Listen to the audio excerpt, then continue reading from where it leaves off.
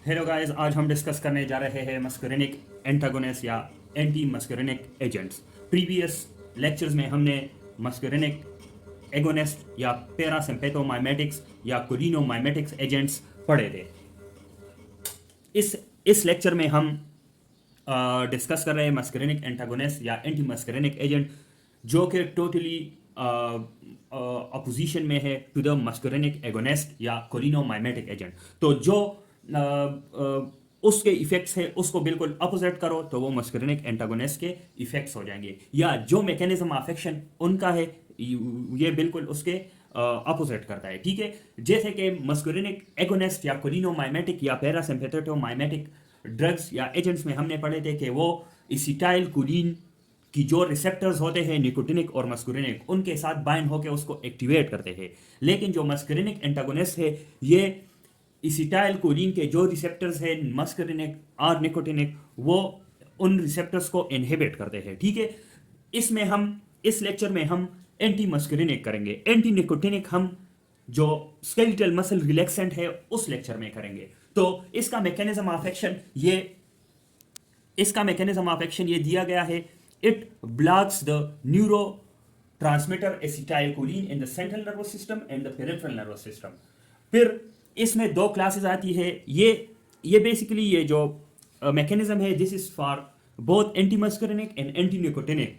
और anti muscarinic और anti nicotinic को दोनों को कंबाइनली एंटी कोलिनर्जिक एजेंट्स बोलते हैं। ठीक है, लेकिन मोस्टली जो एंटी कोलिनर्जिक एजेंट्स है दे कंप्राइज ऑफ एंटी मस्कुरिनिक। एंटी मस्कुरिनिक ज्यादातर हमारे यूज में है। ठीक है, तो और ज्यादातर उन पे हम डिस्कशन में फोकस करेंगे। ठीक है, तो एंटी मस्कुरिनिक रिसेप्टर्स को ब्लॉक करेंगे, जो कि किधर होते हैं, वो सेंट्रल नर्वस सिस्टम में भी होते हैं, हार्ट में होते हैं, स्मूथ मसल में होते हैं, एक्सोक्राइन ग्लैंड्स में होते हैं।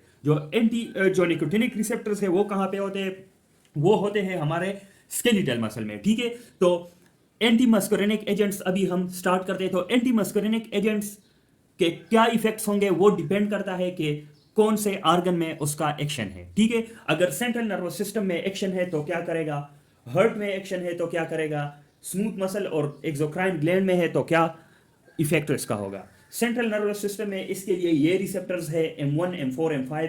हार्ट में इसके लिए M2 रिसेप्टर्स जो टारगेट है वो है, और स्मूथ मसल और एक्सोक्राइन ग्लैंड में जो इसके का टारगेट है वो है M3 रिसेप्टर। ठीक है, अभी हम जो एंटी मस्कुरिनिक है वो दो किस्म के होते हैं। वो या तो लिपोफिलिक होते हैं या हाइड्रोफिलिक होते हैं। लिपोफिलिक हाइड्रोफिलिक का मतलब ये है कि लिपोफिलिक सेंट्रल नर्वस सिस्टम को क्रॉस कर सकता है, जो ब्लड ब्रेन बैरियर है उसको क्रॉस कर सकता है। लेकिन जो हाइड्रोफिलिक एजेंट है वो सेंट्रल नर्वस सिस्टम को क्रॉस नहीं करता। ठीक है, सेंट्रल नर्वस सिस्टम को या ब्लड ब्रेन बैरियर को क्रॉस नहीं कर सकता। ठीक है, तो उसी वजह से इसको हाइड्रोफिलिक एजेंट्स बोलते हैं। अभी हम पहले जो लिपोफिलिक मस्कुरिनिक एंटागोनिस्ट है उसको हम स्टडी करते हैं। उसके जो इंपॉर्टेंट मेंबर्स है या इंपॉर्टेंट एजेंट्स है उसको हम स्टडी करते हैं। ठीक है, तो इसमें पहला है एट्रोपिन। अभी एट्रोपिन क्या करेगा, इसके ये सारे इफेक्ट्स है। हार्ट पे एक्शन करेगा तो ये हार्ट रेट को इंक्रीज करेगा, क्योंकि हमने मस्कुरिनिक एगोनिस्ट में पढ़ा था कि मस्कुरिनिक एगोनिस्ट या एसिटाइल कोलिन के जो एगोनिस्ट है वो हार्ट रेट को डिक्रीज करते हैं, ऐसे नोट की जो फायरिंग है उसको डिक्रीज करते हैं। लेकिन जो अभी ये एंटागोनिस्ट है तो बिल्कुल ये अपोजिट एक्शन करेगा, ये हार्ट रेट को इंक्रीज करेगा। फिर हमने पढ़ा था कि ये जो एक्सोक्राइन ग्लैंड्स की सिक्रीशन है, एसिटाइल कोलिन एगोनिस्ट या पैरासिम्पेथोमाइमेटिक जो एजेंट्स है वो सिक्रीशंस को, जो ग्लैंड्स की सिक्रीशन है वो उसको बढ़ा देता है, लेकिन ये मस्कुरिनिक एगोनिस्ट सिक्रीशंस को कम कर देता है। ठीक है, उसके बाद हमने पढ़ा था कि स्मूथ मसल्स में ये स्मूथ मसल्स की कंट्रैक्टिलिटी और टोन को इंक्रीज करता है। लेकिन मस्कुरिनिक एगोनिस्ट क्या करता है, एंटागोनिस्ट क्या करता है, it decreases the tone and motility of smooth muscles. फिर हमने सीएनएस में पढ़ा था कि सीएनएस की ये एक्टिविटी, मस्कुरिनिक एगोनिस्ट सीएनएस एक्टिविटी को बढ़ाता है, लेकिन मस्कुरिनिक एंटागोनिस्ट सीएनएस की एक्टिविटी को कम कर लेता है। ठीक है, अभी एट्रोपिन एक मस्कुरिनिक एंटागोनिस्ट है, एंटी मस्कुरिनिक एजेंट है। तो इसके इंडिकेशंस क्या होंगे, ये इसको हम कहाँ कहाँ पे यूज करते हैं। तो इसका पहला जो इंडिकेशन है वो है, it is the first line agent in sinus bradycardia. Sinus bradycardia में हार्ट रेट डिक्रीज हो जाता है। तो एट्रोपिन क्या करता है, हार्ट रेट को इंक्रीज कर लेता है। फिर दूसरा इसका जो इंडिकेशन है दूसरा वो है it is used as premedication prior to intubation. जब हम इंटूबेशन करते हैं तो हम एट्रोपिन देते हैं। क्यों देते हैं कि जो सिक्रीशंस है बॉडी की या ग्लैंड्स की सिक्रीशन है वो डिक्रीज हो जाए। तो it is use as premedication to prior to intubation. फिर इसकी ऑफ्थल्मोलॉजी में भी यूज है, it is use as agent for uveitis. ठीक है, यूवाइटिस की यूवियल ट्रैक की जो इन्फ्लेमेशन है उसमें भी ये यूज होता है। फिर हमने पढ़ा कि ये स्मूथ मसल के टोन को डिक्रीज करता है। तो उसी करेक्टरिस्टिक को या उसी इफेक्ट को ये यूज करके it is use as urinary urgency. ठीक है, यूरिनरी अर्जेंसी में यूज होता है। ठीक है, फिर दूसरा जो लास्ट इंडिकेशन है that is antidote for acetyl cholinesterase poisoning. Acetyl cholinesterase poisoning में इसिटाइल कोलिन की लेवल बढ़ जाता है। जब इसिटाइल कोलिन की लेवल बढ़ जाता है तो फिर इसिटाइल कोलिन या कोलिनर्जिक क्राइसिस हो जाता है। तो उसी वजह से हम उसके लिए जो उसकी मस्कुरिनिक इफेक्ट्स है उसको डिक्रीज करने के लिए हम क्या यूज़ करते हैं, एट्रोपिन यूज़ करते हैं। फिर दूसरा इसका एजेंट है स्कोपोलामीन। और स्कोपोलामीन की ये प्रॉपर्टी है कि it decreases the vestibular disturbances. Vestibular जो डिस्टर्बेंसेस है जो वेस्टिबुलर अपरेटस बैलेंस में काम करता है। ठीक है, तो it decreases the vestibular disturbances and it's indication is it is used in motion sickness. फिर उसके बाद है बेंस्ट्रोपिन ट्राईहेक्सीफेनाडाइल। ये क्या करता है, इसकी जो ज़्यादा एक्टिविटी है वो है सीएनएस में, और सीएनएस में ये कोलिनर्जिक एक्टिविटी को डिक्रीज कर लेता है।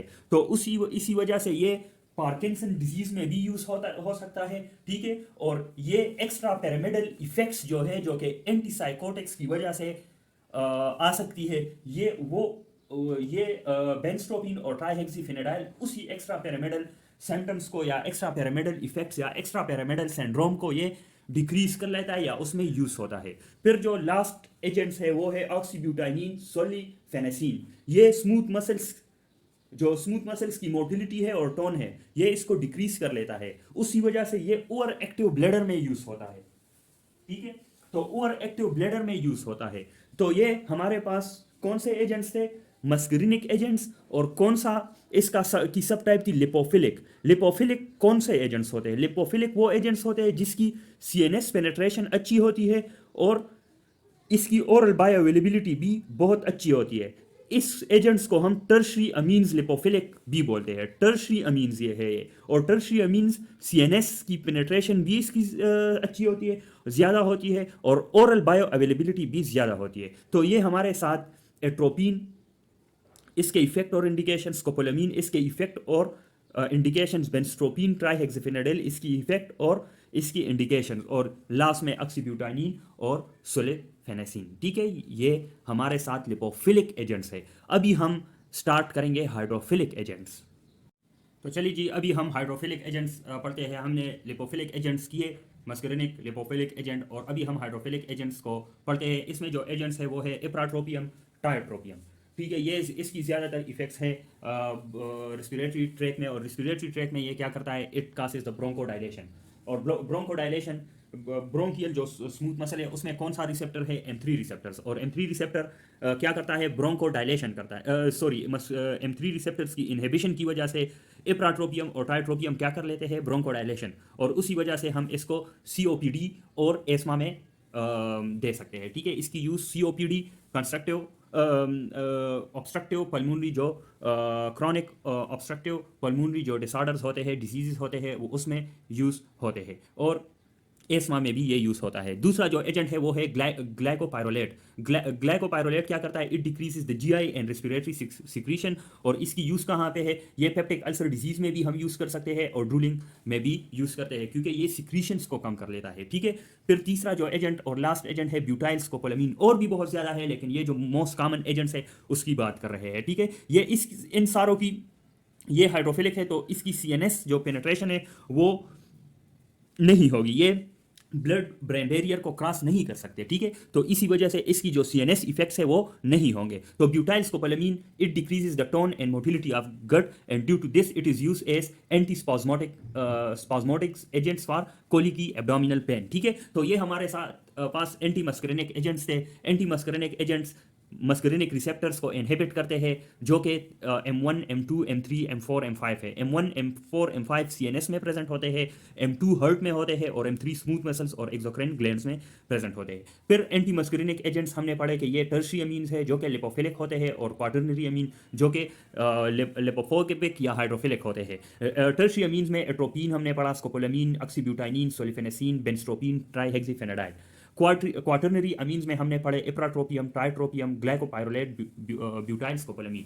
एक बात बताऊं कि इप्राट्रोपियम और ट्राइट्रोपियम में डिफरेंस ये है कि ipratropium short acting muscarinic antagonist है और ट्राइट्रोपियम लॉन्ग एक्टिंग मस्करिनिक एंटागोनिस्ट है। और ये COPD डिफरेंट जो ग्रेड्स है COPD पेशेंट्स के, तो उसमें उसके बेस पे हम इप्राट्रोपियम कभी यूज़ करते हैं, कभी ट्राइट्रोपियम यूज़ करते हैं, इसकी जो शॉर्ट और लॉन्ग एक्टिविटी के बेस पे, ठीक है। तो ये हमारे साथ मस्करिनिक एंटागोनिस्ट के इंपॉर्टेंट एजेंट्स थे। अभी हम स्टार्ट करेंगे नेक्स्ट लेक्चर में adverse effects of anti muscarinic agent. Thank you.